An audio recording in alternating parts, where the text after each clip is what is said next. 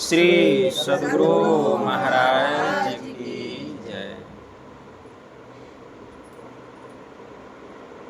नमामि अमित ज्ञान रूपं कृपालं अगम बोधदाता सुबुद्धि निधि विशालम् क्षमाशीलयति धीर गंभीर ज्ञानम् धर्मकील दृढ़धीर समधीर ध्यानम् जगत त्राणकारी अघारी उदारम् भगत प्राण रूपं दयागुण अपारं नमो सतगुरुं ज्ञानदाता सुस्वामी नमामि नमामि नमामि नमामि नमामि नमामि नमामि। महाराज सद्गुरु है राजन को राजा है जिनकी कृपा से सरय सर्व काजा भने में ही सोई परम गुरु नमामि नमामि नमामि नमामि नमामि नमामि नमामि नमामि। श्री सद्गुरु महाराज की जय। अव्यक्त रूप में परमाराध्य संत सद्गुरु महाराज के पावन कमल चरणों में बारंबार नमन। आदरणीय सत्संग प्रेमी गुरुजनों, भक्तिमती माताओं एवं धर्मशीला बहनों, आप लोगों को सर्वविदित हो चुका है कि यह संतमत सत्संग का आयोजन हमारे आदरणीय राजकुमार भुवानिया जी प्रत्येक वर्ष की भांति इस वर्ष भी होलिका दहन के उपलक्ष्य में बड़े ही हर्षोल्लास के साथ घर परिवार के समस्त लोगों ने मिलजुल कर यह संत मत सत्संग का आयोजन किए। इस संत मत सत्संग के द्वारा ज्ञान योग युक्त एकमात्र ईश्वर भक्ति का संदेश दिया जाता है, उपदेश दिया जाता है। प्रत्येक प्राणी मात्र को बोध कराया जाता है कि ज्ञान क्या है, योग क्या है, भक्ति क्या है, जीव क्या है, माया क्या है, ब्रह्म क्या है।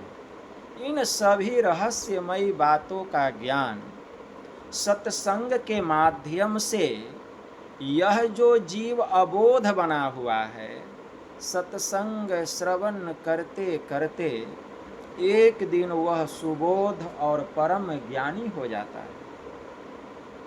अभी संत स्तुति और गुरु वंदना से पाठ का शुभारंभ हुआ। हम लोगों ने अति ही मनोयोग पूर्वक भक्ति युक्त ढंग से पाठ का श्रवण किया। तत्पश्चात श्री रामचरितमानस सार सटीक द्वितीय सोपान अयोध्या कांड से भी हम लोगों ने पाठ का श्रवण किया। पाठ के क्रम में ईश्वर के स्वरूप के संबंध में हम लोग सुन रहे थे। ब्रह्म स्वरूप का वर्णन अभी हो रहा था। गोस्वामी जी ने मानस में कितना अच्छा लिखा है। श्री रामचरितमानस एक बड़ा ही विलक्षण सद्ग्रंथ है। श्री रामचरितमानस में ज्ञान की बात, योग की बात, ध्यान की बात और परिवार की भी बात बड़े ही अच्छे ढंग से सजाकर गोस्वामी जी ने उसका वर्णन किए। लेकिन सबसे बड़ी विलक्षणता तो यह है कि इसकी गहराई में जब कोई डूबता है तो पता चलता है कि श्री रामचरितमानस जो है एक बड़ा ही ज्ञान गर्भित, जैसे कोई समुद्र की गहराई में जब जाता है तो वह मोती चुनता है, कीमती कीमती रत्नों को वह प्राप्त करता है। उसी प्रकार जो इसकी गहराई में जाता है तब पता चलता है कि श्री रामचरितमानस जो है इसमें प्रभु के स्वरूप का इतना सुंदर चित्रण और वर्णन है कि जो कोई इसकी गहराई में डूब जाएगा वह साधन करके गुरु से ज्ञान ले करके इसी जन्म में मुक्त दशा को प्राप्त कर लेगा। ऐसा विलक्षण सद्ग्रंथ। तो हम सुन रहे थे कि महर्षि वाल्मीकि मुनि की कुटिया में भगवान श्री राम पधार चुके हैं और जब पधारे हैं तो भगवान श्री राम क्या कह रहे हैं कि गुरुदेव 14 वर्ष तक जंगल में रहना है।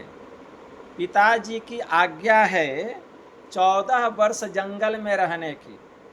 इसीलिए आप हम लोगों को कोई ऐसा स्थान बताइए कि हम लोग वहाँ 14 वर्ष का समय गुजार सकें।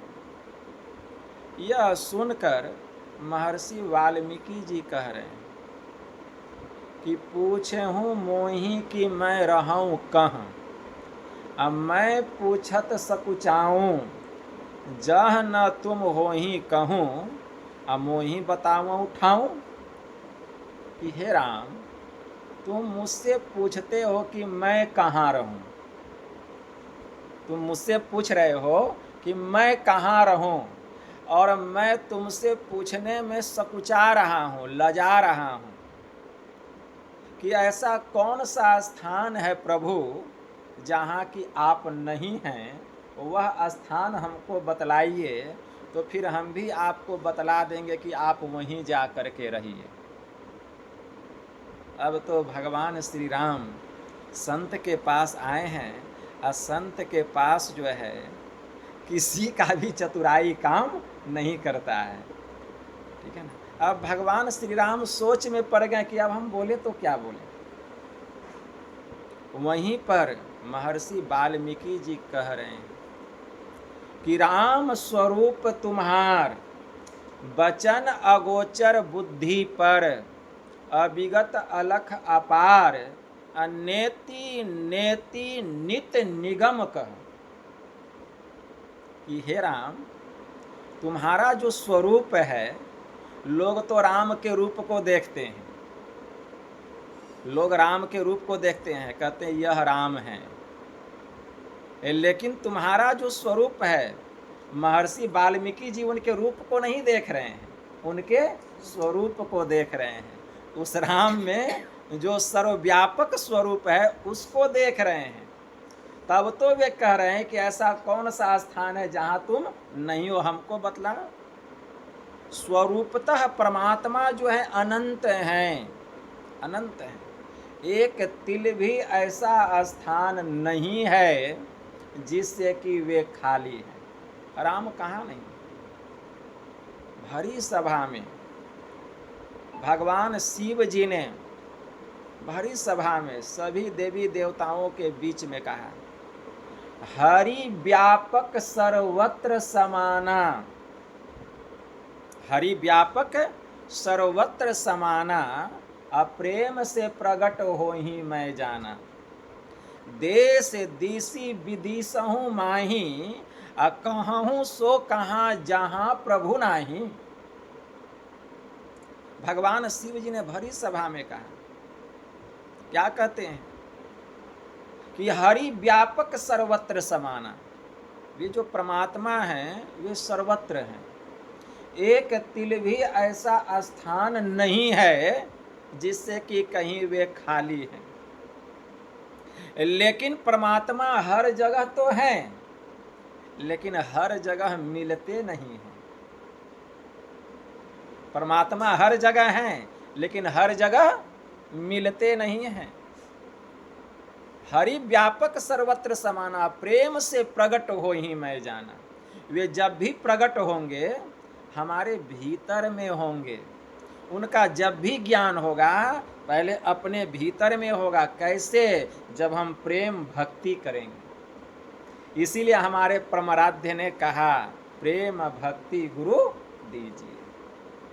तो प्रेम से प्रकट हो ही मैं जाना, क्योंकि परमात्मा जो है प्रेम से ही मिलते हैं।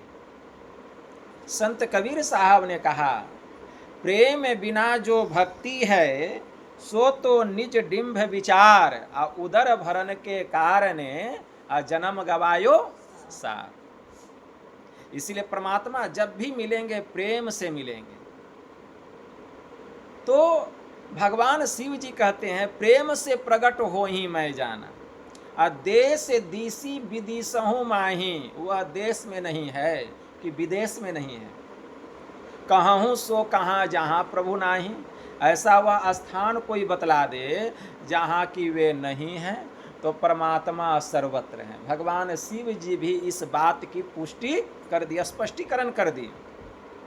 वही बात महर्षि वाल्मीकि जी भगवान श्री राम के पास कर रहे हैं कि राम स्वरूप तुम्हार, कि हे राम आपका जो स्वरूप है वचन अगोचर बुद्धि पर, मतलब वचन के द्वारा कह करके उसका अंत नहीं किया जा सकता, मतलब उसका वर्णन नहीं किया जा सकता।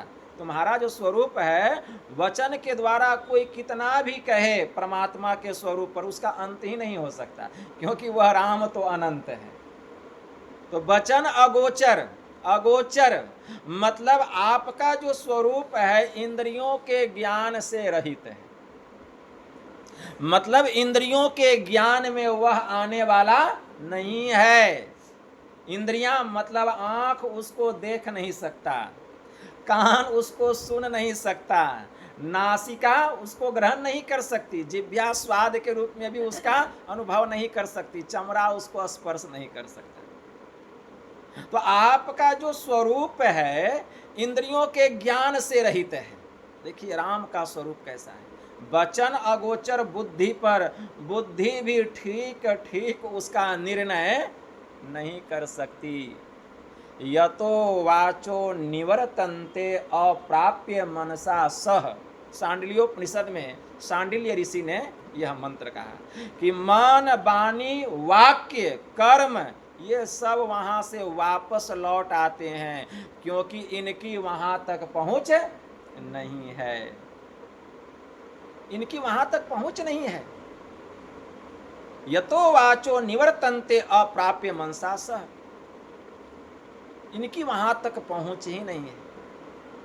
तो राम स्वरूप तुम्हार वचन अगोचर बुद्धि पर, अविगत, हे राम तुम तो अविगत हो।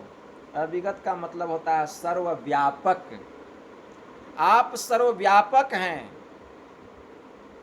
अकथ, अकथ का मतलब अकथनीय, आपका वर्णन नहीं किया जा सकता।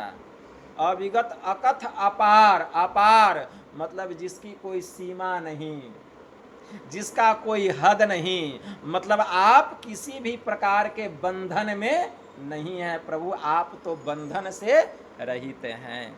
अविगत अकथ अपार, नेति नेति नित्य निगम कह।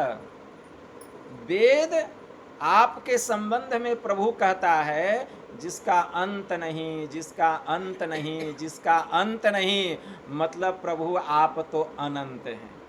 तो बहुत लोग अनंत का मतलब समझ गए कि राम बहुत हैं, अनंत का मतलब बहुत, लेकिन अनंत का मतलब बहुत नहीं होता है। अनंत का मतलब होता है जिसका अंत ही नहीं है, वह अनंत है। तो प्रभु आप अनंत हैं, अविगत अकथ अपार नेति नेति नित्य निगम कर, ऐसा वेद कहता है आपके संबंध में। प्रभु वो तो आप भक्तों की रक्षा करने के लिए, भक्तों का कल्याण करने के लिए समय समय पर आप भिन्न भिन्न रूपों को धारण करते हैं, मतलब प्रकट होते हैं, अवतार लेते हैं। क्यों? अपने भक्तों की रक्षा करने के लिए, भक्तों का कल्याण करने के लिए, धर्म की स्थापना करने के लिए। भगवान महायुगेश्वर श्री कृष्ण ने कहा, यदा यदा ही धर्मस्य ग्लानिर्भवति भारत अभ्युत्थानं धर्मस्य तदात्मानं सृजाम्यहम् परित्रणाय साधूनां विनाशाय च दुष्कृतां धर्म संस्थापनार्थाय संभवामि युगे युगे।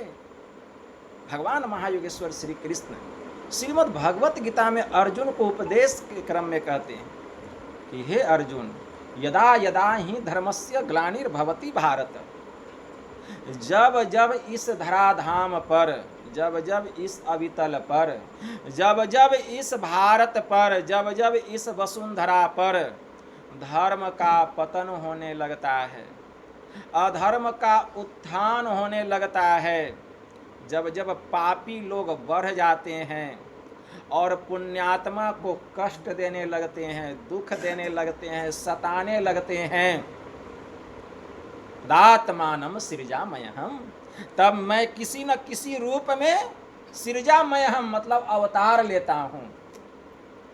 तदात्मानम सृजामयहम्, और क्या करता हूँ? परित्रणाय साधूनाम, और मैं साधु संतों और अपने भक्तों की रक्षा करता हूँ। विनाशाय च दुष्कृताम, और दुष्टों का मैं सर्वनाश करता हूँ।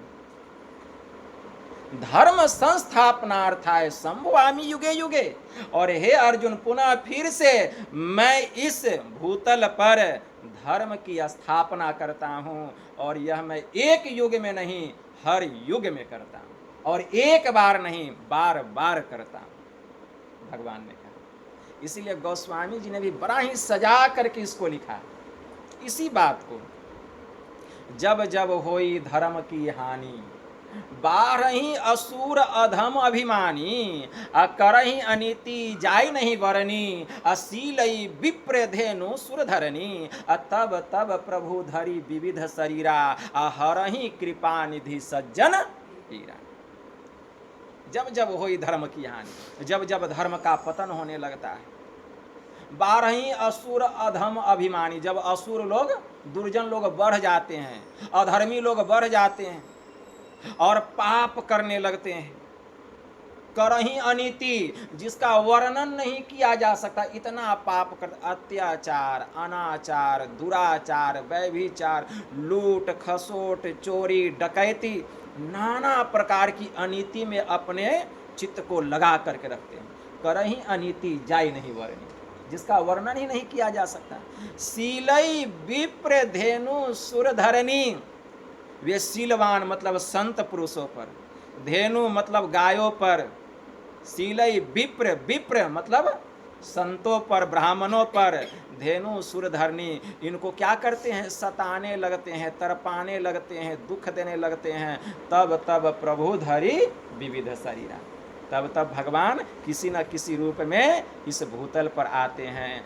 करही कृपा निधि सज्जन पीरा, और कृपा निधान भगवान संतों के दुखों का, भक्तों के दुखों का क्या करते हैं? हरण करते हैं, उनका दुख दूर करते हैं। तो हमेशा किसी न किसी रूप में परमात्मा इसीलिए इस संसार में आते हैं। वही महर्षि वाल्मीकि जी कह रहे हैं कि प्रभु भक्तों की रक्षा करने के लिए आप किसी न किसी रूप में आते हैं। तो नेति नेति नित्य निगम कह, लेकिन वेद कहता है कि आप अनंत हैं, मतलब आपका अंत नहीं है। वह तो आप नाटक कर रहे हैं, लीला कर रहे हैं, लीला कर रहे हैं। महर्षि वाल्मीकि जी कह रहे हैं, गोस्वामी जी मानस में लिखते हैं, भगत हेतु भगवान प्रभु राम धरौ तनु भूप किए चरित पावन परम अप्राकृत नर अनुरूप जथा अनेकन भेष धरी नृत्य करई नट कोई सोई सोई भाव देखावई आपुन होई न सोई। क्या समझे इसका मतलब? गोस्वामी जी कहते हैं कि भगत हेतु भगवान प्रभु, मतलब अपने भक्तों का कल्याण करने के लिए भगवान किसी न किसी रूप में अवतार लेते हैं। राम धरऊ तनुभूप, वही राम, वही सर्वव्यापक परमात्मा राम के रूप में रघुकुल वंश में महाराज दशरथ के कुल में ये शिरोमणि प्रकट हुए हैं प्रभु श्री राम।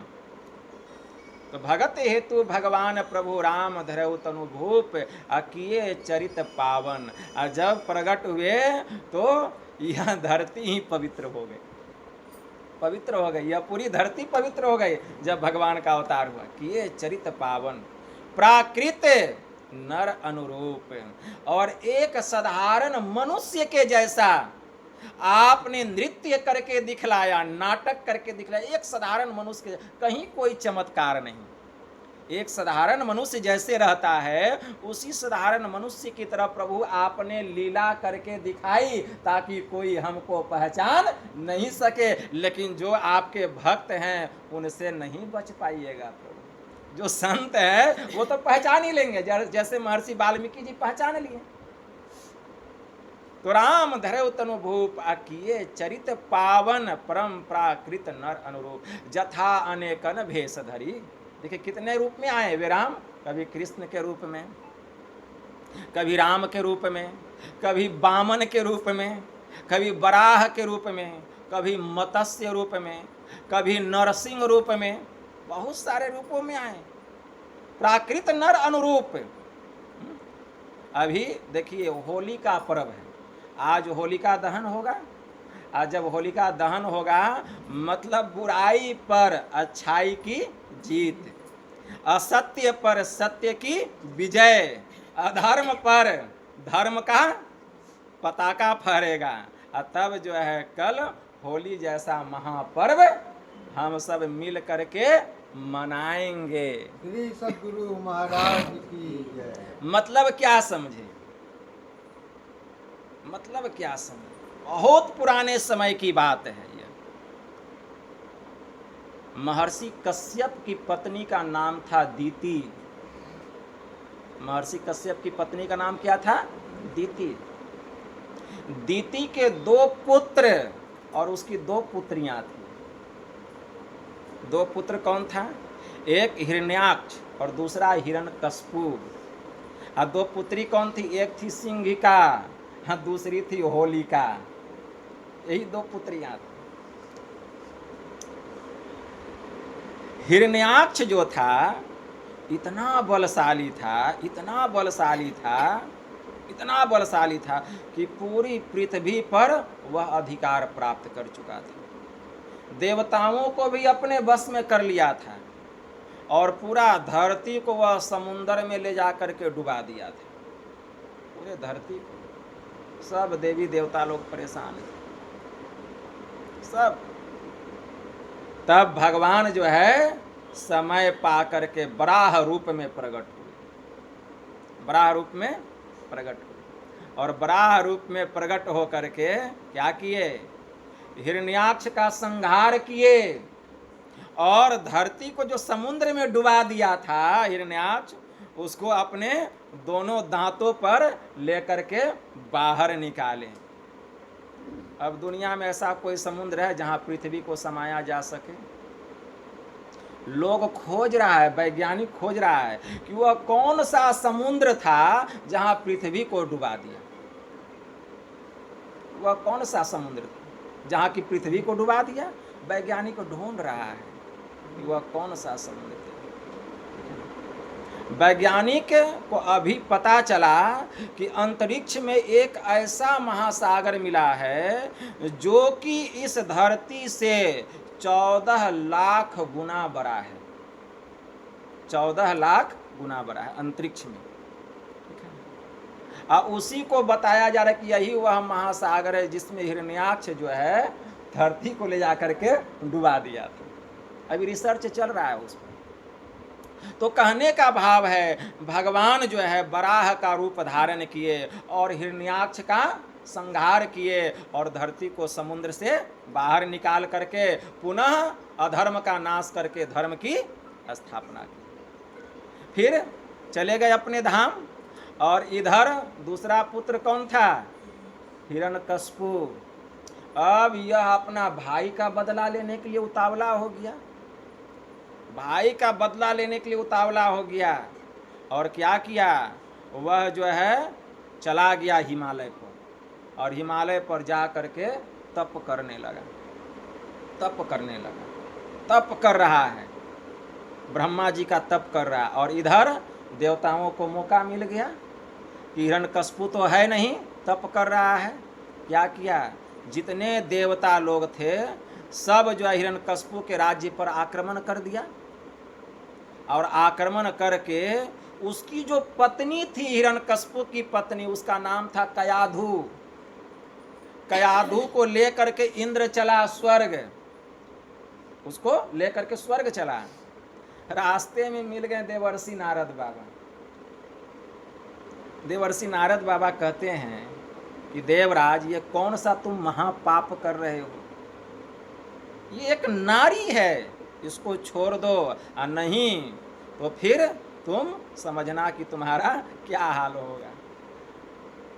तो देवराज इंद्र महर्षि का बात मान गए, देवर्षि नारद का बात मान गए। कयाधु को देवर्षि नारद की ही कुटिया के पास छोड़ दिए। और उस समय कयाधु गर्भवती थी, उसी के गर्भ में प्रहलाद जो है पल रहा था। अब देवर्षि नारद बाबा उसको सत्संग सुनाते थे, वो सत्संग सुनती थी। बस वो जो बालक था वह भी सुन रहा था सत्संग, ज्ञान की बात, ध्यान की बात, योग तप वैराग्य की बात, भगवत चर्चा हो रही थी। समय पा करके बालक का जन्म हुआ है। और इधर जो है हिरण्यकश्यपु जब तप कर रहा था, उसका तपस्या को देख करके ब्रह्मा जी प्रकट हो गए और कहते हैं कि हिरण्यकश्यपु वरदान मांगो, तुमको क्या वरदान चाहिए? तो हिरण्यकश्यपु कहता है अगर आप मेरी तपस्या पर प्रसन्न है तो हमको अमरता का वरदान दीजिए। तो ब्रह्मा जी ने कहा देखो यह मृत्यु लोक है, यहाँ किसी को अमरता का वरदान नहीं मिलता, जो आया है उसको जाना निश्चित है, इसीलिए कोई और वरदान मांग लो। तो कहा कि हमने तप किया है, वरदान तो आपको देना पड़ेगा, नहीं तो आप जाइए। तो ब्रह्मा जी भी सोच में पड़ गए, अब बिना वरदान दिए कैसे चल जाएंगे। तो ब्रह्मा जी कहते हैं ऐसे अमरता का वरदान थोड़े मिलता है, तो जैसे मिलता है वैसे ही दे दीजिए। तो तुम बोलो तुम कैसे चाहते हो, तुम कैसे चाहते हो? तो वो सोच में पड़ गया। फिर कहता है तब हमको वरदान दीजिए कि न हम धरती पर मरें न आकाश में मरें, और न ही हम अग्नि में मरें, ठीक है ना, न पानी में मरें, न दिन में मरे न रात में मरे, न कोई नर मार सके न नारी मार सके, न पशु मार सके न पक्षी मार सके। बहुत तरह का वरदान, वह इसी भांति बहुत तरह का वरदान मांग लिया। कहा ठीक है जाओ, एवं अस्तु, ऐसा ही होगा। चले गए। अब वरदान पा करके यह बलशाली हो गया और आया राज्य। इधर प्रहलाद का जन्म हो गया। और जब प्रहलाद का जन्म हो गया तो इसको शिक्षा देने के लिए गुरुकुल में भेजा गया प्रहलाद को। अब गुरुकुल में जब शिक्षा ग्रहण करने के लिए भेजा गया तो वहाँ पर भी वह हरि के ही नाम का जप करता था। जब शिक्षा ग्रहण करके आया तो देखा हिरण्यकश्यपु की यह तो मेरे दुश्मन के नाम का जप करता है। तो वह कहा नहीं बेटा, तुम बोलो हिरण्याय नमः, भगवान विष्णु का नाम नहीं जपो, हिरण्याय नमः। लेकिन प्रहलाद जो था वह हरि के ही नाम का जप करता था, ये कहीं रट लगा करके। अब हिरण्यकश्यपु के मन में हुआ इस तरीका से तो यह मेरा दुश्मन बन जाएगा। इसीलिए जब बहुत समझाने पर भी प्रहलाद को बात समझ में नहीं आई, तब हिरण्यकश्यपु अपने पुत्र को ही मारने के लिए उसका दुश्मन बन गया और नाना प्रकार का प्रयत्न करने लगा, षड्यंत्र करने लगा। प्रहलाद को मारने के लिए हिरण्यकशिपु ने क्या किया? जहर का प्याला भेजा, सांप की पिटारी भेजा, हाथी से उसके सिर को कुचलवाया गया, फिर भी कुछ नहीं हुआ। समुंदर में फेंक दिया गया, फिर भी कुछ नहीं हुआ। हिमालय पर्वत से नीचे फेंक दिया गया, फिर भी उसका बाल बांका हमेशा हरि के ही नाम का जप करता था। कुछ भी बाल बांका नहीं हुआ प्रहलाद का। अब हिरण्यकशिपु सोच में पड़ गया, अब क्या करे, कैसे इसको मारे। वह सोच ही रहा था कि उसकी बहन होलिका जो है उस दिन उसके घर पर आई हुई थी। सिंहिका को तो हनुमान जी ही मार दिए थे जब लंका जा रहे थे। जब लंका जा रहे थे हनुमान जी, उसी समय सिंहिका को मार दिए थे, ठीक है ना। आगे जाए सिंहनी रोका, सिंहनी जब रोकी थी वहीं पर एक लात मारे, बस उसी समय उसका मुंह से खून निकला, वहीं पर स्पॉट डेट उसका हो गया। वह वहीं पर कह दी कि हमको ब्रह्मा जी वरदान दिए थे कि अगर किसी बंदर के पैर से तुम लात खा करके तुम्हारे मुंह से खून निकल जाए तो समझना कि अब राक्षस कुल का नाश होने वाला है। अब हमको विश्वास हो गया कि अब राक्षस कुल का नाश हो जाएगा। तो सिंहिका को तो हनुमान जी ही मार दिए थे, अब बच गई थी होलिका, ठीक है ना। तो होलिका आई हुई थी। होलिका कहती है, भैया आप चिंता क्यों करते हैं, हमको ब्रह्मा जी से वरदान मिला है कि मैं अग्नि में नहीं जलूंगी, ठीक है ना। मैं प्रहलाद को अग्नि में लेकर के बैठ जाऊंगी, वह जल जाएगा और हमको कुछ भी नहीं होगा। लेकिन ब्रह्मा जी ने एक बात और कही थी कि देखो होलिका, जो मेरा भक्त होगा, जो हमारा भक्त होगा, तुम कभी भी उसको अपने गोद में लेके नहीं बैठना, और नहीं तो उसका तो अनिष्ट नहीं होगा, उसके बदले में तुम्हारा ही सर्वनाश हो जाएगा। ये बात भी कहते हैं, जो हमारा भक्त होगा। यह बात होलिका भूल गई थी और उसको एक चादर दिए थे, ठीक है ना, कि इसी चादर को तुम ओढ़ करके बैठना। तो हिरण्यकशिपु जो है बड़ा प्रसन्न हुआ, कहा कि तो बहुत अच्छी बात है। और वह समय क्या का था? फागुन की पूर्णिमा का समय था। फागुन का पूर्णिमा, ठीक है ना। आज क्या है? फागुन की पूर्णिमा, आज का ही समय था, ठीक है ना।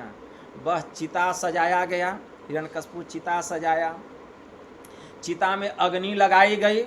अब होलिका वह चादर ओढ़ ली और प्रहलाद को अपने गोद में लेकर के चिता पर बैठ गई। और प्रहलाद हरि के नाम का जप कर रहा है, हरि के नाम का जप कर रहा है। इधर जलते जलते जलते चादर जो है, इतना जोरों का आंधी तूफान आया, देखते हैं ना, आज धूल खेल है, आंधी तूफान, ठीक है ना। इतना जोर का आंधी तूफान आया कि चादर जो है आकाश में उड़ गया, ठीक है ना।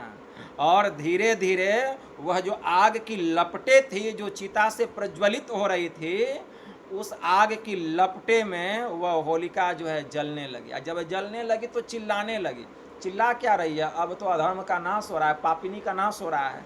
जलते जलते उसका पूरा शरीर राख हो गया और प्रहलाद का बाल बांका भी नहीं हुआ। प्रहलाद चिता से नीचे उतर गए। सद्गुरु महाराज की जय। बस वही उपलक्ष्य है कि अधर्म पर धर्म की विजय हुई, पाप पर पुण्य की जीत हुई, असत्य पर सत्य की विजय हो गई। उसी के उपलक्ष्य में हम लोग होली जैसा महापर्व मनाते हैं, यही उपलक्ष्य है। तो मेरा कहने का भाव यह था कि वे जो परमात्मा हैं, समय समय पर, जैसे कि भगवान ने कहा, परित्रणाय साधूनाम विनाशाय च दुष्कृताम, मैं भक्तों की रक्षा करने के लिए और दुर्जनों का संहार करने के लिए हर युग में किसी न किसी रूप में, हे अर्जुन, अवतार लेता हूँ। लेकिन अवतार तो लेता हूँ, लेकिन हमको लोग अवतारी ही मान लेते हैं, लेकिन वह मैं नहीं हो जाता। लोग हमको वही मान लेते हैं, ठीक है। वही बात महर्षि वाल्मीकि जी कह रहे हैं कि राम स्वरूप तुम्हार, वचन अगोचर बुद्धि पर, अविगत अकथ अपार, नेति नेति नित्य निगम का वेद आपके संबंध में प्रभु कहता है आपका अंत नहीं, अंत नहीं, अंत नहीं, प्रभु आप तो अनंत हैं। मतलब अनंत का मतलब बहुत नहीं, मतलब अनंत, आपकी कोई सीमा नहीं है, आप असीम हैं, ऐसे हैं।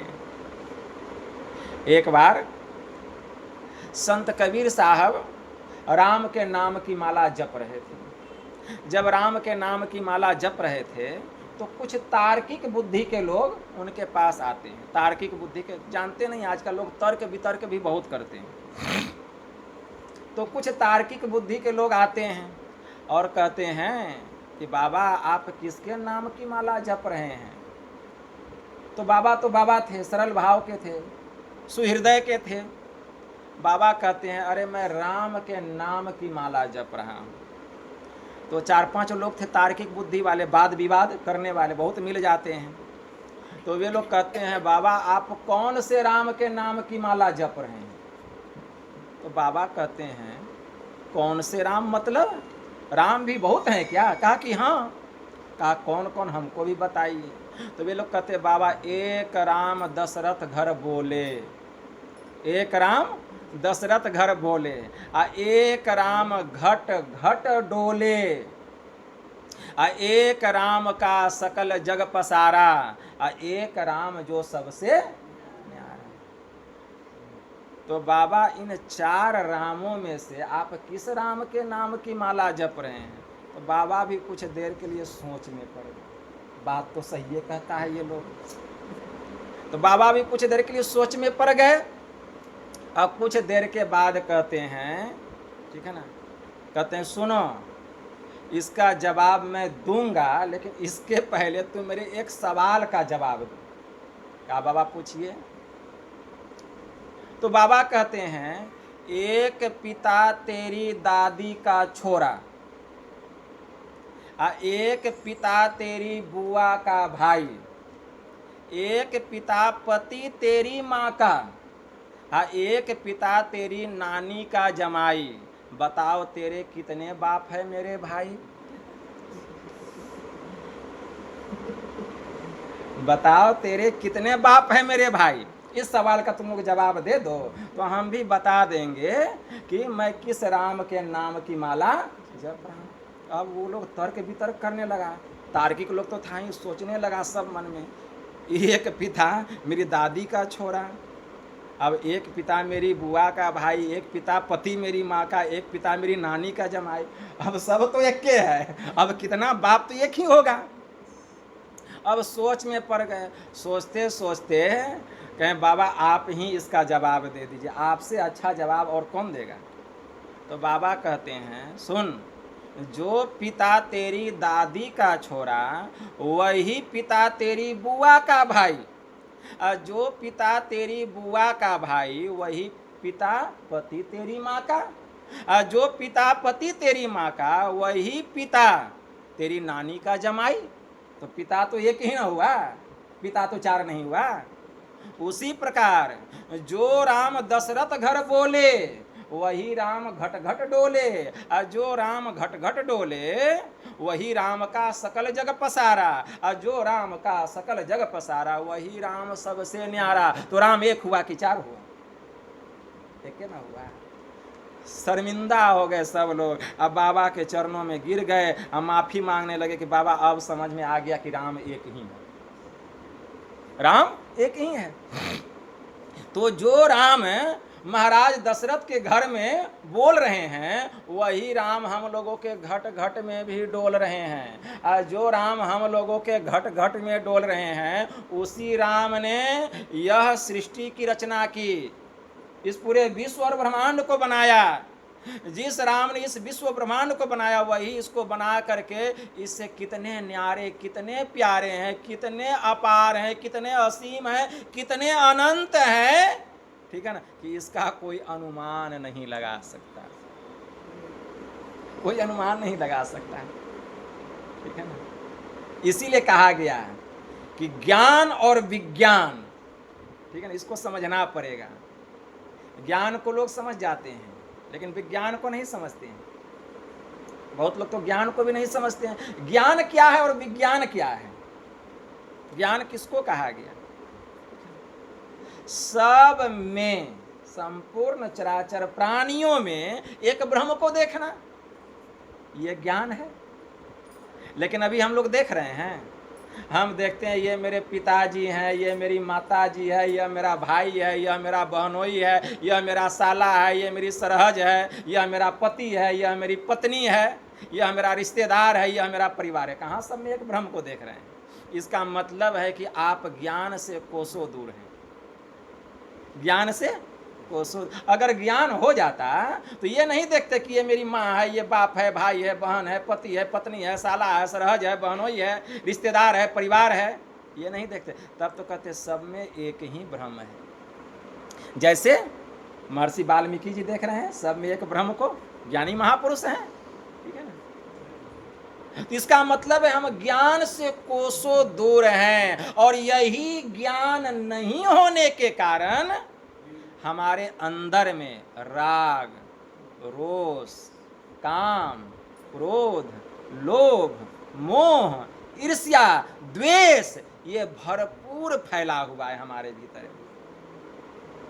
यही ज्ञान नहीं होने के कारण। अगर यह ज्ञान हो जाए कि सबके भीतर में वही एक ब्रह्म है, इसका दीदार होने लग जाए, तो कोई किसी से राग करेगा, किसी को किसी से क्रोध होगा, किसी को किसी से ईर्ष्या होगी, किसी को किसी के प्रति काम की भावना होगी, किसी को किसी के प्रति द्वेष होगा, किसी को किसी के प्रति लोभ होगा? क्यों नहीं होगा? सबके भीतर में एक ही ब्रह्म, समानता की भावना आ जाएगी।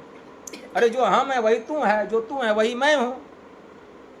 तो यही ज्ञान तो नहीं होता है।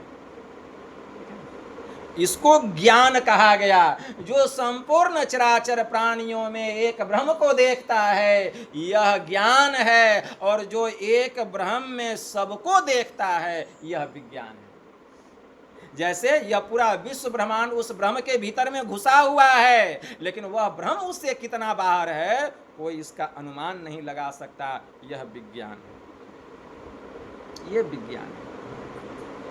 तो यह है ज्ञान और विज्ञान। वैसे जो परमात्मा है, वैसे जो राम है, ठीक है ना।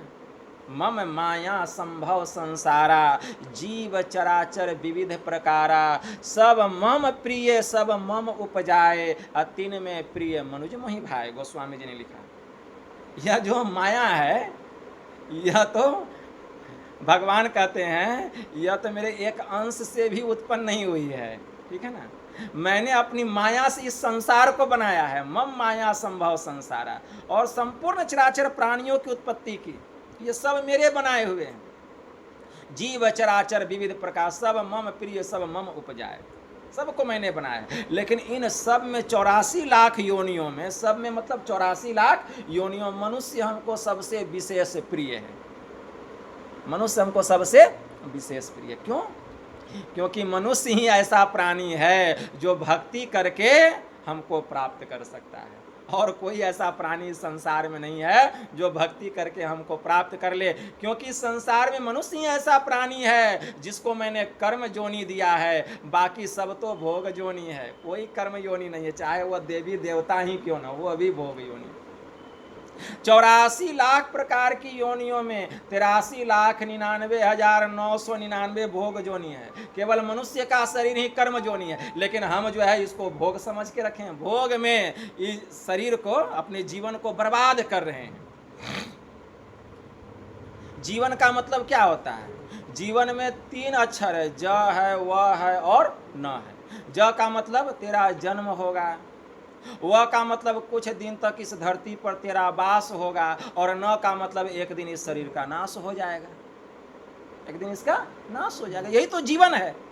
लेकिन यथार्थ में सत्य क्या है, इसका ज्ञान तो जब तक हम संतों के शरण में नहीं जाएंगे, जब तक हम संत मत के सत्संग में नहीं आएंगे, यथार्थ ज्ञान होने वाला नहीं है। यथार्थ ज्ञान होने वाला नहीं। तो इसलिए यह मनुष्य का शरीर कर्म योनि है, इसलिए यह हमको विशेष प्रिय है। और इसमें एक मार्ग है जिसको मोक्ष का मार्ग कहा गया।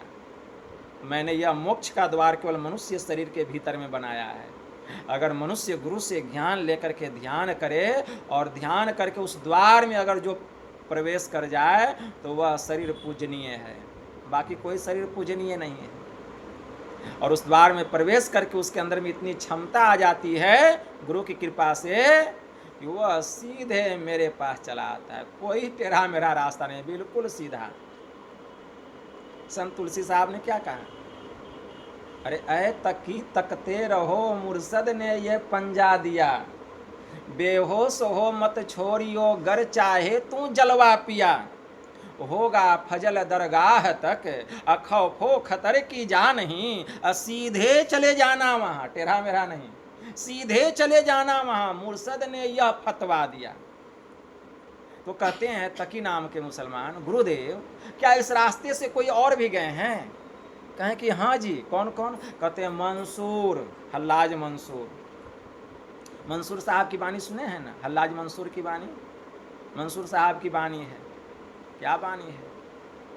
संत मंसूर साहब बड़े उच्च कोटि के महापुरुष हो गए, ठीक है ना, बड़े उच्च कोटि के।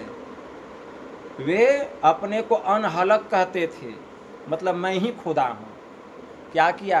दुश्मनों ने पहले उसका पैर काटा, फिर उसका हाथ काटा, फिर उसकी गर्दन को काटी जल्लाद ने, वहाँ का जो क्रूर खलीफा था, जो राजा था, जो बादशाह था, ये अपने को खुदा कहता है। उनके शरीर से एक एक बूंद जो जमीन पर गिरता था उससे आवाज आती थी अनहलक अनहलक, मतलब मैं ही खुदा हूं, मैं ही खुदा हूं। उनकी वाणी में आया, अगर है शौक मिलने का हरदम लौ लगाता जा, जलाकर खुद नुमाई को भस्मे तन पर लगाता जा, पकड़ कर इश्क की झाड़ू सफा कर हिज्र ए दिल को, दुई की धूल को लेकर मुसल्ले पर उड़ाता जा, मुसल्ला छोड़ तस्बी तोड़ किताबे डाल पानी में, अपकर दस्तों फरिश्तों का गुलाम उनका कहलाता जा, न मर भूखा न रख रोजा, न जा मस्जिद न कर सिजदा, वजू को तोड़ दे पूजा, शराबे शौक पीता जा, अरे हमेशा खा हमेशा पी, गफलत में रहो न एकदम, नशे में सैर कर अपनी खुदी को तू जलाता जा, न हो मुल्ला न हो ब्राह्मण, दुई को छोड़कर पूजा, हुक्म साहे कलंदर का अनहलक तू कहलाता जा, कहे मंसूर मस्ताना हक मैंने दिल में पहचाना, यही है मस्तों का मैं खाना। कौन? आज्ञा चक्र 10वां द्वार। मोबाइल बंद कीजिए। यही है मस्तों का मैं खाना, इसी के बीच आता जा, अगर है शौक मिलने का हरदम लौ लगाता जा। वह मैं खाना क्या है? कोई शराब का दुकान थोड़ी है मैं खाना, वह मैं खाना है आज्ञा चक्र 10वां द्वार। उसी के बीच आता जा, उसके बीच में प्रवेश करो, वही है खुदा का द्वार, वही है मोक्ष का द्वार, वही है हरि का द्वार। तो वही कहते हैं संत तुलसी साहब से, तकी नाम के मुसलमान, किस रास्ते से कोई गए हैं क्या गुरुदेव? कहें कि हाँ जी, मंसूर सरमद, सरमद भी गए। सरमद कौन थे? बुल्ले शाह के गुरु थे। सरमद, मंसूर, सरमद, बू अली और शम्स मौलाना हुए, सभी पहुँचे इसी राह से जिसने कि दिल को पुख्ता किया, यह राह मंजिल इश्क है, यह प्रेम का मार्ग है, यह राह मंजिल इश्क है, मगर पहुंचना मुश्किल नहीं। अब मुश्किल कुशा है रोबरू, रोबरू मतलब सामने में जो अंधकार का पर्दा है, इसी को रोबरू कहा। रोबरू मतलब आमने सामने, आंख बंद के सामने में क्या अंधकार, यही है कुशा, यही कठिन पर्दा है। उस मोक्ष के द्वार में प्रवेश करना चाहते हो, पहले इस पर्दे को फोड़ो, इसके बीच में ध्यान लगा, तब यह पर्दा फटेगा। गुरु महाराज की वाणी में आया, ऐन महल पट बंद के चलो सुखमन घाटी हो, दृष्टि डोरी स्थिर रहे तम बिचही में फाटी, टूटे राह खुले राह आसमान की, टूटे भ्रम टाटी हो। ठीक है ना? तो दृष्टि डोरी स्थिर है तब तम बिचही में फाटी होता, वो अंधकार का मंडल फटेगा। तो वही कहते हैं मुश्किल कुशा है रोबरू, इस अंधकार के पर्दे को पार करना यही कठिन काम है। मुर्शद ने ये पंजा दिया, मुश्किल कुशा है रोबरू जिसने तुझे पंजा दिया। इसलिए तुलसी कहे, ये मुर्शिद कहते हैं संत तुलसी साहब, सुन ऐ तकी अपने मुरीद से, ऐ तकी सुनो, मुर्शिद कहे सुन ऐ तकी यह राज वातिन है जुदा और रखना हिफाजत से इसे। यह वातिन है, गुप्त है, यह रहस्य की बात है, इसको छुपा कर रखना, किसी को बताना नहीं। कितना भी प्रेमी कोई क्यों ना मिल जाए, किसी को यह रहस्य मत बताना। इसलिए जब भजन भेद दिया जाता है तो उसको समझाया जाता है कि यह किसी को बताना नहीं है, चाहे कितना भी प्रिय से प्रिय हमारी पति पत्नी कोई भी क्यों ना हो। तो तुलसी कहे सुन ऐतकी, यह राज वातिन है जुदा और रखना हिफाजत से इसे। तुझको निशान मतलब यह ज्ञान ऊंचा दिया, सबसे ऊंचा ज्ञान बतलाया। यह ज्ञान किसी व्यक्ति विशेष का नहीं है, ताकि जब यह दुनिया नहीं था तब यह ज्ञान था, जब यह दुनिया है तब यह ज्ञान है, और जब यह दुनिया नहीं रहेगी तब भी यह ज्ञान रहेगा। इसीलिए हमारे परमाराध्य ने कहा, संतन मत भेद प्रचार किया गुरु साहब बाबा देवी ने। थे अंध बने फिरते बाहिर, अंतर पथ भेद न थे जाहिर, हमें बोधि बुझाए सुझाए दिया गुरु साहब बाबा देवी ने। क्या बंद कराए पलक पट को, कहे बाहर में तुम मत भटको, सीधे सन्मुख सुषमन बिंदु को गहवाया बाबा देवी ने। सुषमन घर में ध्वनि धार बजे, चढ़ी श्वेत सुरत सोधार भजे, अनहद उलझन यही युक्ति तजे, सत्य ध्वनि की युक्ति दई गुरु ने। क्या तो गुरु की यह युक्ति बड़ी में ही, बड़ा महीन ज्ञान है, में ही प्रकट संसार नहीं। मतलब यह संसार नहीं था तब यह ज्ञान था, जब यह संसार है तब यह ज्ञान है, जब यह संसार नहीं रहेगा तब भी यह ज्ञान रहेगा। गुरु की यह युक्ति, गुरु महाराज कहते हैं गुरु की यह युक्ति बड़ी में ही, बड़ा महीन ज्ञान है, अब में ही प्रगट संसार नहीं। यही ढोल पिटाए सुनाए दिया गुरु साहब बाबा देवी ने। ढोल पिट पिट करके यह ज्ञान हम लोगों को बताया, कितने लोगों को वही ज्ञान हम लोगों को मिला है, ऐसा ज्ञान है। तो यह ज्ञान का अधिकारी कौन है? केवल मनुष्य है, केवल मनुष्य। इसीलिए भगवान ने कहा 84 लाख प्रकार की योनियों में केवल यह मनुष्य का शरीर ही हमको प्रिय है, क्योंकि यह कर्म योनि है। अगर गुरु से यह ज्ञान कोई पा करके ध्यान लगाए और उस सूक्ष्म मार्ग में प्रवेश कर जाए तब तो उसका कल्याण है, ठीक है ना।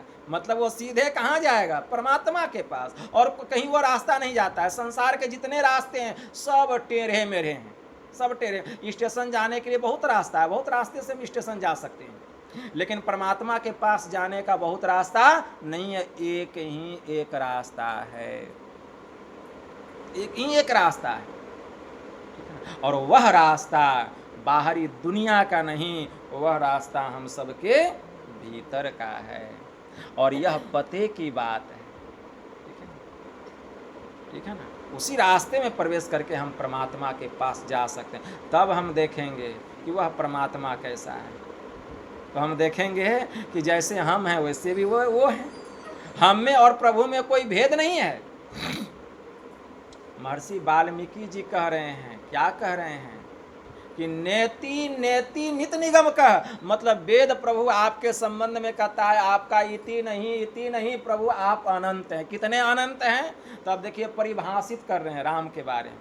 कहते हैं जग पे खन तुम देख निहार, विधि हरिहर शंभु नचावन हारे, अतेव न जाने मरम तुम्हारा, और तुम ही को जानन हारा। सोई जान ही जही देहु जनाई, अजानत तुम ही हो जाई। महर्षि वाल्मीकि ने कहा कि प्रभु यह संसार क्या है? दृश्य है, तमाशा है, और इस संसार को आपने ही बनाया है। जग पेखन तुम देख निहारे, और तुम इसको देखने वाले हो, तुम इस संसार को देखने वाले हो, ठीक है ना। तो जग पेखन तुम देख निहारे, अब विधि हरिहर शंभु नचावन हारे। पर ये रामचरितमानस कहते हैं कि हे राम, विधि का मतलब क्या होता है? ब्रह्मा। हरि का मतलब विष्णु, हर का मतलब शंकर। मतलब तुम ब्रह्मा विष्णु और शंकर, इन तीनों को अपने इशारे पर नचाने वाले। जग पेखन तुम देख निहारे, विधि हरिहर शंभु नचावन हारे, इन तीनों को अपने इशारे पर नचाने वाले हो तुम राम। मतलब राम कौन? वह परमात्मा। बहुत लोग राम को विष्णु अवतार मानते हैं, तो विष्णु कौन? यहाँ कौन विष्णु है जिसको अपने इशारे पर नचा रहे हैं राम? अगर राम विष्णु के अवतार हैं तो विष्णु को भी नचाने वाले कौन राम हैं? सोच में पड़ जाते हैं। ये राम जो है ब्रह्मा विष्णु और शिव को नहीं बताया गया। राम कौन? राम ब्रह्म, गोस्वामी जी ने लिखा है। राम ब्रह्म, पढ़िए रामचरितमानस। राम ब्रह्म परमार्थ रूपा, अविगत अलख अनादि अरूपा। ठीक है ना? राम ब्रह्म परमार्थ रूपा, अविगत अलख अनादि अनुपा। राम ब्रह्म है, परमात्मा है, सर्वेश्वर हैं। राम ब्रह्म परमार्थ रूपा, परमात्मा स्वरूप हैं। अविगत सर्वव्यापक हैं। अलख मतलब इंद्रियों के ज्ञान से रहित हैं। अनादि मतलब जब यह दुनिया नहीं था तब वे थे, जब दुनिया है तब वे, जब दुनिया नहीं रहेगी तब वे रहेंगे। अनादि मतलब जिसका न आदि है न अंत है, उसी को अनादि कहा जाता है। अनुपा, किसी से भी उसकी उपमा नहीं दी जा सकती। अगुण अखंड अलख अज जोई, भक्त प्रेम बस सगुण सो होई। गोस्वामी जी ने कहा जो परमात्मा अगुण, अगुण का मतलब गुण रहित, अखंड मतलब जिसका टुकड़ा नहीं किया जा सकता, अगुण अखंड अलख अज जोई। ठीक है ना? अज मतलब जिसका जन्म नहीं होता, जो अजन्मा है, न उसका जन्म होता है न उसकी मृत्यु होती है। भक्त प्रेम बस सगुण सो होय। तो वे कौन राम है? वे हैं परमात्मा, और भक्तों के प्रेम में आकर के वही सगुण रूप धारण करते हैं। वही है जग पेखन तुम देखनी हारे, अब विधि हरिहर शंभु नचावन हारे। वही राम, वही परमात्मा, वही ईश्वर, इन तीनों को बनाने वाले हैं। ब्रह्मा विष्णु और शिव की उत्पत्ति करने वाले वही राम है, वही परमात्मा है, और इन तीनों को अपने इशारे पर नचाने वाले। ऐसा ऐसा एक ब्रह्मा कौन कहे? करोड़ों ब्रह्मा बनाए हैं वे राम।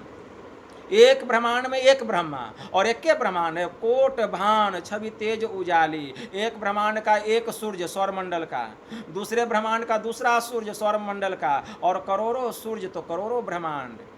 इसीलिए गोस्वामी जी ने लिखा कि वे जो परमात्मा हैं, वे परमात्मा अपने अंश मात्र से कोटि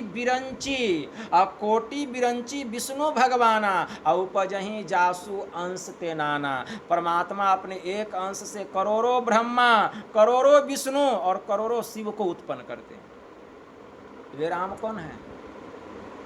जो करोड़ों ब्रह्मा को उत्पन्न करते हैं, करोड़ों विष्णु को उत्पन्न करते हैं, करोड़ों शिव को उत्पन्न करते हैं, वही राम परमात्मा है। कोटि बिरंची विष्णु भगवाना, उपजही जासु अंश ते नाना। संत पलटू साहब की वाणी में आया, कोटि है विष्णु, कोटि शिव जहां खड़े हैं, अब कोटि ब्रह्मा जहां कहे बानी, कोटि देवी जहां खड़ी है चेरियां, कोटि फन सहस मरम न जानी। कोटि आकाश पतालहु कोटि, कोटि ब्रह्मांड सो कोटि ज्ञानी। दास पलटू कहे बड़े दरबार में, इंद्र है कोटि जहां भरे पानी। संतों का यह दरबार सबसे बड़ा है। इसमें करोड़ों देवी देवता आते हैं और पानी भरते हैं, पानी भरते हैं, कोई झाड़ू लगाते हैं। करोड़ों देवी देवता, संतों का दरबार ऐसा है। आप लोग सुने होंगे अमरदास की कथा, आप लोग सुने होंगे, बहुत लंबी कथा, कथा की ओर हम नहीं जाना चाहते। ठीक है ना? तो करोड़ों देवी देवता जो है पानी भरते हैं, झाड़ू लगाते हैं।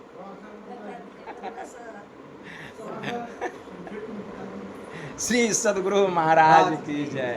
तो ये जो संतों का दरबार है, जो परमात्मा जो है अपने अंश से करोड़ों ब्रह्मा, करोड़ों शिव और करोड़ों विष्णु को उत्पन्न करते हैं। ठीक है ना? उसके मर्म को भी कोई नहीं जान सकता।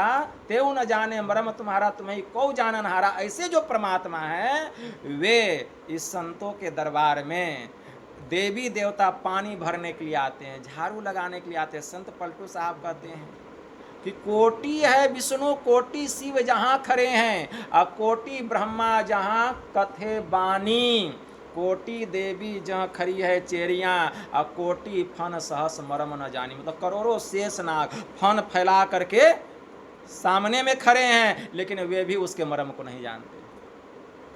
कोई देवी देवता उसके मर्म को नहीं जानता। ब्रह्मा विष्णु शिव को जाने दी, जितने देवी देवता हैं कोई परमात्मा के रहस्य को नहीं जानते हैं।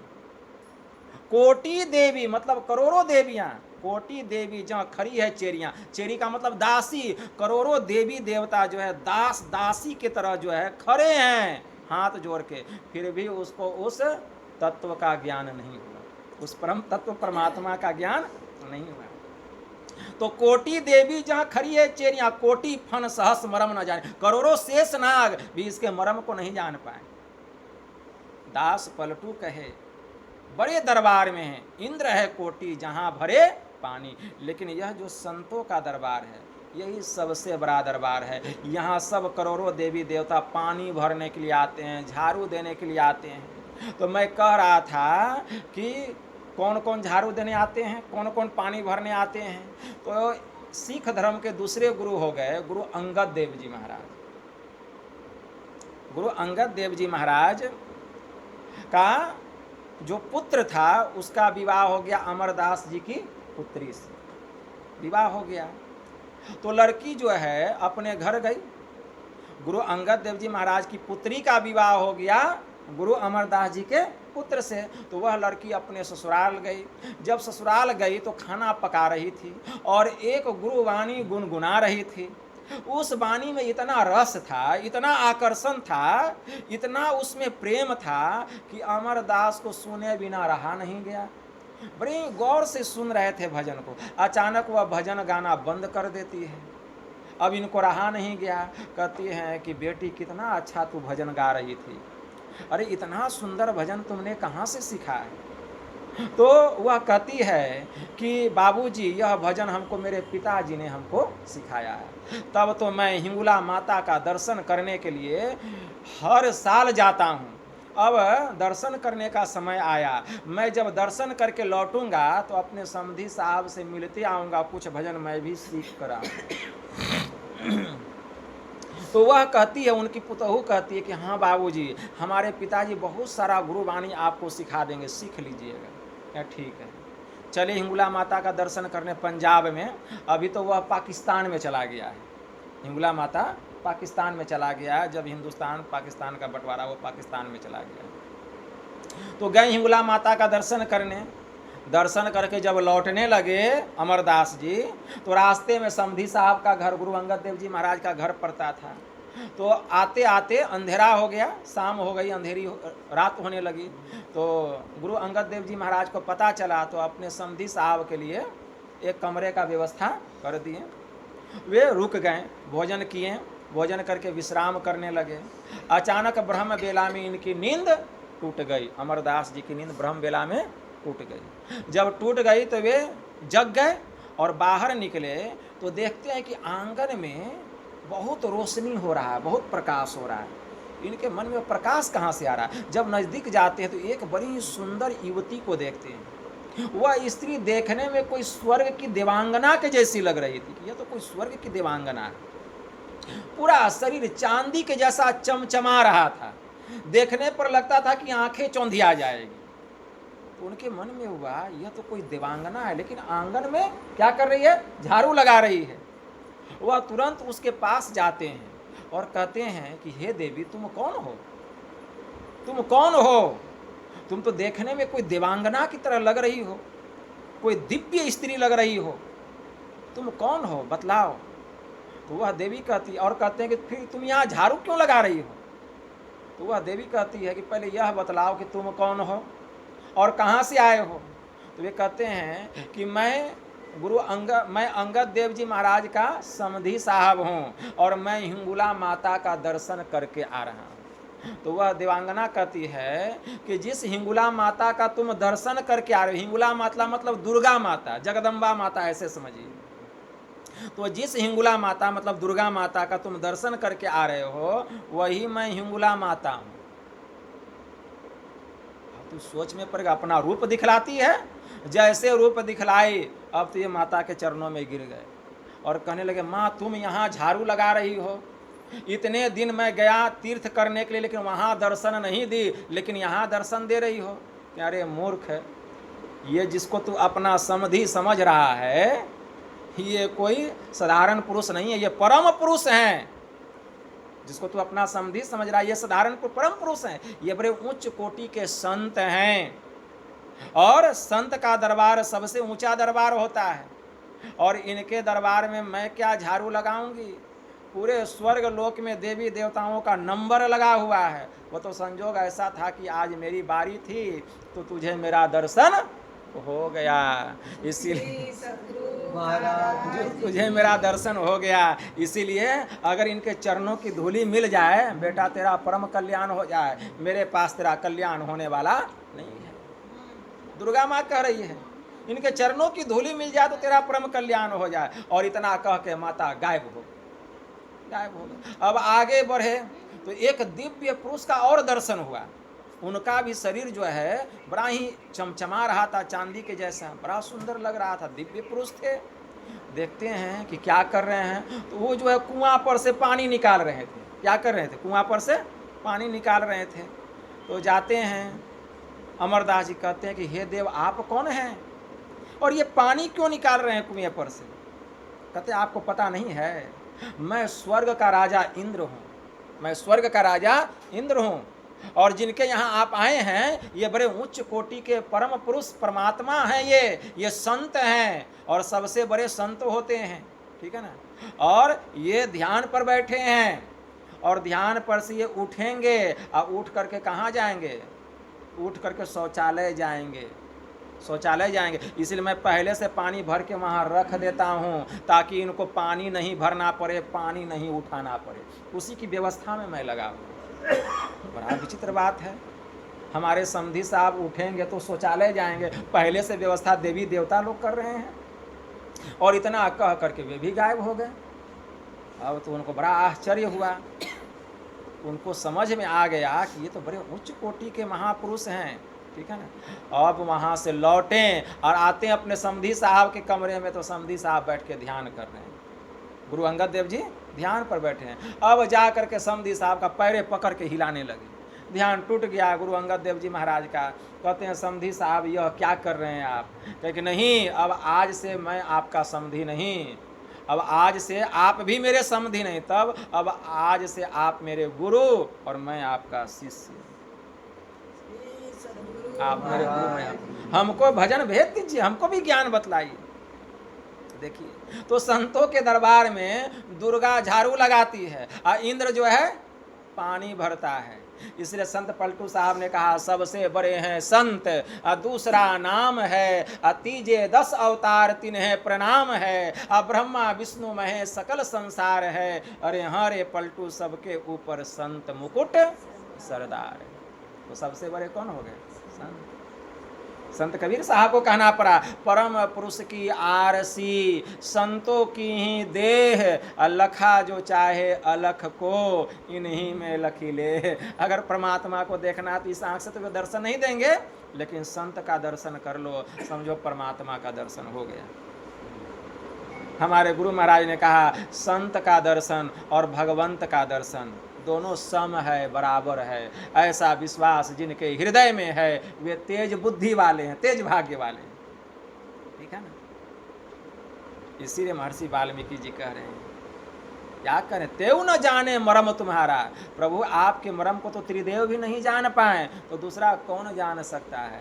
हाँ जान सकता है, कौन? तो कहते सोई जान ही जही देव जनाई, जानत तुम ही हो जाए। हे प्रभु, जिसकी कृपा, आपकी कृपा जिस पर हो जाए, आपकी कृपा जिस पर हो जाए, आप जिसको जना देते हैं प्रभु, वे आपको जान लेते हैं, और जो आपको जान लेते हैं वे आपके ही समान हो जाते हैं। मतलब उनमें और आप में फिर कोई अंतर नहीं रहता, आपके समान हो जाते। मतलब जो परमात्मा को जान लेता है वह ब्रह्म स्वरूप ही हो जाता है।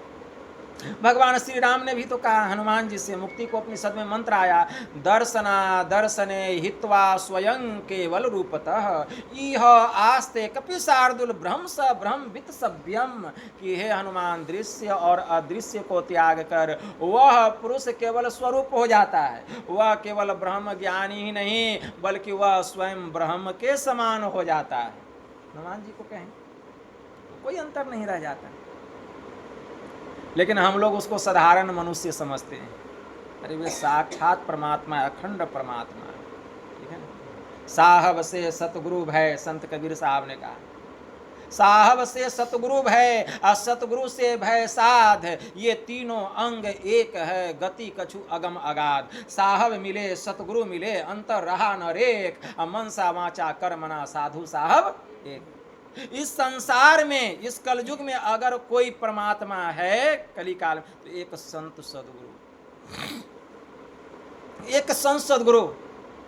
देखिए सतयुग में कितना अवतार हुआ, भगवंत का कितना अवतार हुआ है, ठीक है ना। सतयुग वामन अवतार हुआ, बहुत अवतार हुआ। लेकिन त्रेता युग में भगवान श्री राम आए, परमात्मा ही आए राम का रूप धर के। द्वापर युग में कौन आए, भगवान कृष्ण आए, ठीक है ना। और इस कलयुग में संत सदगुरु ही इस कलयुग में परमात्मा हैं। इस कलयुग के देवता कौन है, संत हैं। अभी कल की अवतार तो बाद में होगा, जब सृष्टि का अंत होने लगेगा तब होगा, अंतिम समय में, ठीक है ना, उस समय अंत होगा अवतार। तो सतगुरु समान देवता तीन लोक में नाही, जो नर पूजे और को सीधे जमपुर जाए। अब इस कलयुग के देवता संत सदगुरु हैं। अब कोई पूजा कर रहे हैं किनकी, राम की, कोई कृष्ण की, कोई शिव। बढ़िया से सुनिएगा, बढ़िया से एकदम। कोई राम की पूजा कर रहे हैं ना, कोई भगवान शिव जी की पूजा कर रहे हैं, कोई दुर्गा माई की पूजा कर रहे हैं, कोई काली माई की पूजा कर, कोई चंडिका की पूजा कर रहे हैं, कोई शक्ति की पूजा, मतलब बहुत सारे देवी देवताओं की लोग पूजा कर रहे हैं। इतने इतने देवी देवताओं की जो पूजा कर रहे हैं, तो कोई भगवान शिव की पूजा कर रहे हैं। कहा गया कि ईश्वर की भक्ति करने के पहले ईश्वर के स्वरूप को जानना पड़ता है, उसका स्वरूप क्या है। तो आप जिस दुर्गा के रूप को देख रहे हैं, जिस शिव जी के रूप को देख रहे हैं, आप पूजा कर रहे हैं, तो ये शिव जी कब हुए थे, कलयुग में हुए थे कि द्वापर युग में हुए थे, कब हुए थे, कि सतयुग में कि त्रेता में, कलयुग में हुए थे भगवान शिव, कलयुग में आए थे। कहीं वर्णन है तो कलयुग में भगवान शिव जी नहीं हुए, कलयुग में नहीं। ये बात तो स्पष्ट हो गया। तो कलयुग में जो रूप बना हुआ देख रहे हैं, इसका क्या प्रमाण है कि भगवान शिव जी का ऐसा ही रूप होगा? कोई प्रमाण है कि भगवान शिव जी का रूप ऐसा होगा? कोई कह सकते हैं? अगर कोई प्रमाण दे दे तो आज से हम भी शिव जी का पूजा करेंगे। कोई प्रमाण नहीं दे सकते भगवान शिव का रूप ऐसा। क्या किया? मिट्टी का मूर्त बना दिया और उसका फोटो खींच लिया। क्या किया? किसी व्यक्ति को भगवान शिव का रूप बना दिया और उसका फोटो खींच लिया, वे भगवान शिव हो गए। तो आप लोगों को पता होगा कि सत्संग में यह बतलाया जाता है कि किसी के चित्र से चरित्र का पता चलता है। किसी के चित्र से, चित्र आपका होगा और हम आपका ध्यान करेंगे तो आपके अंदर में जो गुण है वही गुण मेरे भीतर में आ जाएगा, नहीं आएगा? तो अब जो है किसी हीरो को शंकर भगवान बना दिया और उसी का हम नाम जपेंगे और उसी का रूप का ध्यान करेंगे तो भगवान का गुण आएगा कि वो हीरो हीरोइन का गुण आएगा। अब देखिए दुर्गा माँ कब हुई? कलयुग में हुई, कलयुग में हुई। कोई कह सकते हैं कलयुग में नहीं हुई? तो दुर्गा माँ का जो रूप है, ठीक है ना, वो कोई जानते हैं कि माता का ऐसा ही रूप था? उसमें ना कोई कैमरा था, ना कोई मोबाइल था, ना कोई टेलीविजन था, तो कैसे कोई कह सकते हैं कि दुर्गा माँ का ऐसा रूप है? अरे आपको तो ये भी पता नहीं इस कलयुग में जो हमारे परदादा छरदादा हुए उनका रूप कैसा था, पता है? आपके परदादा का रूप कैसा था? अब भगवान शंकर का रूप बना दिए कि बाबा परदादा को हम कहाँ देखे थे? तो उस समय कैमरा नहीं था, भगवान शंकर का रूप में कैमरा बन गया। परदादा का रूप पता है कैसा था, या छरदादा का रूप? तो भगवान शंकर का रूप आप कैसे कह दिए कि ये कलयुग में ऐसा रूप होगा? अरे अपना परदादा छरदादा के रूप का पता नहीं है और शंकर भगवान के रूप का पता लगा करके पूजने के लिए चले। तो जो दुर्गा का हम रूप देख रहे हैं तो दुर्गा माँ कलयुग में हुई थी? नहीं हुई। तो कैसे कह दिया कि यही रूप है? अरे किसी मूर्ति को बना दिया, किसी लड़की को बना दिया और लोग उसका पूजा करने लग गए। अभी अयोध्या में राम जी का मूर्ति है, वो कलाकार को पता था कि राम जी ऐसा ही थे, उसका बाप दादा को पता नहीं होगा कि राम जी का ऐसा चेहरा था। उसको कैसे पता चल गया? और उसको मंदिर में प्रतिष्ठित कर दिया और लोग उसी को पूजने लगे। मतलब इस संसार में कोई भी देवी हो या देवता हो या कोई अवतारी ही क्यों ना हो, किसी को किसी ने देखा नहीं इस कलयुग में, तो फिर उसका रूप को आप कैसे जान गए? ठीक है ना। लेकिन इस कलयुग में संत कबीर साहब हुए, सब कोई जानते हैं। इस कलयुग में गोस्वामी तुलसीदास हुए, सूर हुए, पलटू हुए, रामानुजाचार्य जी महाराज हुए, हमारे महर्षि में ही परमहंस हुए, परम संत बाबा देवी साहब हुए, संत तुलसी साहब हुए, महर्षि संत सेवी परमहंस जी महाराज हुए। इस कलयुग में सब कोई जानते हैं कि इनका रूप ऐसा था। इसमें कोई संदेह है, कोई डाउट है? इसमें सब कोई जानते कि इनका रूप ऐसा था। और हम जानते हैं सत्संग में इतना ज्ञान हुआ कि संत का दर्शन और भगवंत का दर्शन सम है, बराबर है। क्यों? अभी सुने कि दृश्य और अदृश्य को त्याग कर वह पुरुष केवल स्वरूप हो जाता है, वह केवल ब्रह्म ज्ञानी नहीं स्वयं ब्रह्म के समान हो जाता है। मुंडकोपनिषद में बड़ा अच्छा मंत्र आया, यदा नद्या स्यंदमान समुद्रे अस्तंग गच्छन्ति नाम रूपे विहाय तथा विद्वान नाम रूपाद्विमुक्त परात् परम पुरुष मुपेति दिव्यम। जैसे निरंतर बहती हुई नदियां अपने नाम रूप का परित्याग करके जब सागर में जाके समा जाती है, उसकी संज्ञा नदी की नहीं सागर की हो जाती है। उसी प्रकार जो जीव ईश्वर की भक्ति करते करते ब्रह्म में जाकर के समा जाता है, उसकी संज्ञा जीव की नहीं ब्रह्म की हो जाती है। तो ये जीव थोड़ी है, तो ब्रह्म है। तो इस कली काल के, इस कलयुग के परमात्मा कौन है इस संसार में? केवल संत सदगुरु। इस बात को मानना पड़ेगा, यह प्रमाण है। और एक यही सहारा है जिनका सहारा लेकर के, मतलब इस सगुण का सहारा लेकर के, यह सगुण रूप है, इस सगुण रूप का सहारा लेकर हम जो निर्गुण स्वरूप है, वह जो ब्रह्म का स्वरूप है, उसका ज्ञान होगा, उसकी पहचान होगी। नहीं तो हाथ मलते रह जाएंगे, कुछ मिलने वाला नहीं है। हाथ मलते रह जाए, कुछ नहीं मिलेगा। यह ज्ञान सत्संग में होता है। अब देखिए, अब संत सदगुरु की भक्ति का मतलब ये नहीं कि हमको किसी देवी देवता को हम नीचा दिखा रहे हैं या किसी का अपमान करें, ऐसा बात नहीं है। इसको भी समझना पड़ेगा। बहुत लोग ज्ञान को नहीं समझते हैं, कहते हैं बाबा क्या कह रहे हैं, केवल गुरु महाराज को पूजने के लिए, सब देवी देवता को करें, नहीं पूजने के लिए। ये बात नहीं है, इसको समझना पड़ेगा खूब बढ़िया ढंग से। जितने देवी देवता हैं सब किसकी भक्ति करते हैं? जगदम्बा किसकी सेवा में लगी थी? गुरु अंगद देव जी महाराज की। देवराज इंद्र किसके सेवा में लगे थे? गुरु अंगद देव जी महाराज की सेवा में। जो संत सदगुरु होते हैं उनमें सब देवी देवता निवास करते हैं, सब देवी देवता, कोई भी देवी देवता उससे बाहर नहीं है। इसीलिए हमारे गुरुदेव ने कहा, अति पावन गुरु मंत्र मन ही मन जाप जपो, उपकारी गुरु रूप को मानस ध्यान थपो, देवी देव समस्त पूरन ब्रह्म परम प्रभु परमात्मा वे भी गुरु में करे निवास। कहता है संत सब, जब सब गुरु में निवास हो गया तो बचा कौन? एक दुर्गा की भक्ति करेंगे तो काली की भक्ति बच जाएगी, शंकर भगवान की पूजा करेंगे भगवान विष्णु का बच जाएगा, लेकिन एक गुरु की भक्ति करेंगे तो सबकी भक्ति निशेष हो जाएगी, सब संतुष्ट हो जाएंगे। कैसे? तो संत कबीर साहब ने कहा, और गोस्वामी जी ने भी लिखा, पात पात के सींचिबो बड़ी बड़ी के लोन, तुलसी ऐसे चतुरपन कली डह के कहो कौन। संत कबीर साहब की वाणी में आया, ठीक है ना। अक्षय पुरुष एक पेड़ है, निरंजन बाकी डार, त्रिदेवा शाखा भय, पात भया संसार। इसको समझना पड़ेगा। एक बट वृक्ष है, वह जड़ जो है परमात्मा है, उसकी जड़ कौन है? परमात्मा। उससे तीन मजबूत मजबूत शाखाएं निकली है, वह ब्रह्मा विष्णु महेश। उससे बहुत छोटी छोटी टहनियाँ निकली है, वे 33 कोटि देवता। और उसमें जितने पत्ते हैं संसार के एक एक प्राणी मान लीजिए। अब पेड़ को हरा भरा रखना है तो अगर पत्ते पत्ते में पानी देंगे तो पेड़ हरा भरा रहेगा? नहीं रहेगा। वो जो छोटी छोटी टहनियाँ हैं, जो 33 करोड़ देवी देवता बतलाए गए, उसमें पानी देंगे तो पेड़ हरा भरा रहेगा? सूख जाएगा। वो जो मजबूत मजबूत 3 शाखाएं निकली है, ब्रह्मा विष्णु महेश, जिसकी उपाधि दी गई, एक बात मान लीजिए इसको, उसमें पानी देंगे तो पेड़ हरा भरा रहेगा? नहीं। जड़ क्या है उसका? परमात्मा। अगर हम जड़ में पानी देंगे तो वह पानी शाखाओं में भी चला जाएगा, मतलब ब्रह्मा विष्णु महेश भी संतुष्ट। वह पानी छोटी छोटी 33 कोटि जो देवी देवता उन टहनियों में भी चला जाएगा, 33 कोटि देवता संतुष्ट। और वह पानी सभी पत्ते में भी चला जाएगा, सब प्राणी संतुष्ट। ठीक है ना। हाँ, वह संतुष्ट नहीं हो तो वह उसकी कमी है, वह अगर संतुष्ट नहीं हो तो वह उसकी कमी, मतलब उसके अंदर ज्ञान, मतलब वह देवी देवता नहीं हो सकता। कहने का मतलब वह देवी देवता, उसको कुछ भी शक्ति नहीं है। तो एक पेड़ के जड़ में पानी देने से संपूर्ण पेड़ के पत्ते पत्ते टहनी शाखाओं में पानी चला जाता है, पेड़ हरा भरा रहता है। तो कैसे एक जड़ में पानी देने से, उसी प्रकार एक ईश्वर की भक्ति करने से सभी देवी देवता संतुष्ट हो जाते हैं। और ईश्वर का रूप कौन है? संत सद्गुरु।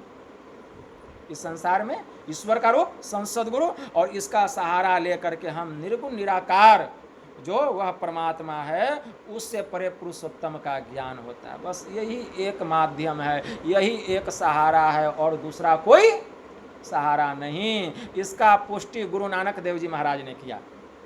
सुनिए, गुरु नानक देव जी महाराज क्या कहते हैं? गुरु की मूर्ति मन मही ध्यानो, गुरु के शब्दी मंत्र मनु मानो, गुरु के चरण हृदय ले धारो, गुरु पार ब्रह्म सदा नमस्कारो, मत को भरमी भूले संसारी, गुरु बिनु कौ न उतरसी पारी, भूले को गुरु मार्गी पाइया, अबरी त्यागी हरि भगति लाइया, जन्म मरण की त्रास मिटाई, पूरे गुरु की बेअंत बड़ाई, जिन किया ते गुरु ते जानिया।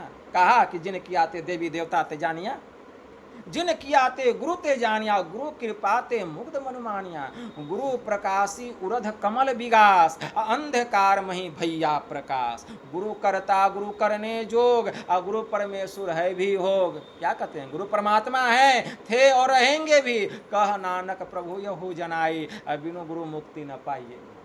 पूरा तो स्पष्ट हो गया यहाँ। बिना गुरु का जीव को मुक्ति मिलने वाला, कल्याण होने वाला नहीं है, कल्याण नहीं होगा। बस एक गुरु, मातहूँ ते बड़ी छोह करे नीते, हमारे परमाराध्य ने कहा, पितहूँ ते अधिक भलाई है, कुल मालिकहूँ ते बड़ी कृपा धारे, गुरु सम नाही सहाई है, जो गुरु कृपा तनिहु विचारे, मिटे कल्पना सोग है, गुरु समदाता साहिब नाही, गुरु गुरु जपिए लोग है, गुरु तजी और न चित्त बसाइए, गुरु गुरु गुरु गुरु नित्य है। इसी को अपने हृदय में धारण कीजिए। तो इस संसार के सबसे बड़े देवता संत सद्गुरु, यह अखंड परमात्मा है। लेकिन हाँ, पूर्ण होना चाहिए। कबीर पूरे गुरु बिना शिष्य पुराना होए, गुरु लोभी शिष्य लालची, दूनी दाझन होए। ठीक है ना। हरई शीस धन शोक न हरई, सो गुरु घोर नरक में पड़ई। जो गुरु जो है अपने भक्तों का धन ले लेकर के खाता है, ठीक है ना, वह गुरु जो अगले जन्म में क्या बन करके जन्म लेता है? तो संत कबीर साहब ने कहा कि वह अगले जन्म में हाथी बन करके जन्म लेता है, और जितना उसका शिष्य है वह चींटी बन करके जन्म लेता है, और उसके मांस को नोच नोच करके खाता है और अपना वसूलता है, अपना धन वसूल करता है। इसलिए ऐसे गुरु से काम चलने वाला नहीं है। अंधरा गुरु बताह चेला, दोनों नरक में ठेलम ठेला। तो पूर्ण गुरु चाहिए। हमारे परमाराध्य ने कहा, हमारे गुरुदेव कहते हैं, पूरे गुरु का संग हो अनंग क्या करे, में ही जो अनुभव ज्ञान हो अनुमान क्या करे। जिसको पूरे गुरु का संग होगा उस पर कामदेव की कृपा होगी, काम भी उसका कुछ नहीं बिगाड़ सकता है। में ही जो अनुभव ज्ञान हो, जिसको आत्मज्ञान हो गया उसको अनुमान क्या करेगा। अनुभव ज्ञान जो है ये बहुत बड़ा ज्ञान है। आत्म अनुभव ज्ञान की कहे जो कोई बात, ज्यों गूंगा गुड़ खाई के कहे कौन मुँह स्वाद, ज्यों गूंगा के सैन को गूंगा ही पहचान, सो ज्ञानी के सुख को ज्ञानी हो सो जान। उसके लिए ज्ञान को प्राप्त करना पड़ेगा। तो कहने के लिए तो बहुत बात है। 1.5 घंटा हो गया मेरा मोबाइल में, अब ज़्यादा हम नहीं सुनाएंगे, ठीक है ना। तो इतना ही आप लोगों को हम सुनाएं। और हमारे आदरणीय भुवानिया जी बड़े श्रद्धालु हैं, जब हमको बार बार याद करते हैं, इससे पता चलता है कि इनके हृदय में मेरा कितना स्थान है, इस परिवार के हृदय में, ठीक है ना। तो मैं गुरु महाराज से प्रार्थना करता हूँ कि इनकी आयु लंबी हो, ये स्वस्थ रहें। और आप लोग जो इतनी संख्या में आए हैं कीमती समय निकाल कर, मैं गुरु महाराज से प्रार्थना करता हूँ कि आपके जीवन के जो कष्ट हैं गुरुदेव उसका हरण करें, ध्यान साधना में आपकी उन्नति हो, और आपके मन में जो जो कामना है सब कामना गुरु महाराज पूरा करें। बस इतना ही कहकर हम अपनी वाणी को यहीं विराम देते हैं। बोलिए प्रेम से श्री सद्गुरु महाराज की जय।